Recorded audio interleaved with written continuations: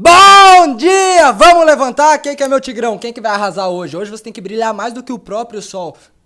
Que cheiro é esse? Vamos tomar um banho? Lava esse rosto, cheio de remela. Ó, minha gata passou aqui. Você podia passar aqui também, mas você fica aí deitado. Vamos levantar? A gente tem mais o que fazer. Você não pode ficar deitado o dia inteiro. Como que você vai ficar rico enquanto você fica dormindo? Vai ficar dormindo ou vai querer ganhar dinheiro? Vamos levantar, você tem que trabalhar, tem que estudar. Vamos fazer alguma coisa da vida? Acorde, levante. Se eu tiver que voltar aqui daqui 5 minutos, eu vou voltar com chinelo. Melhor, vou voltar com isso daqui, ó. Acorda!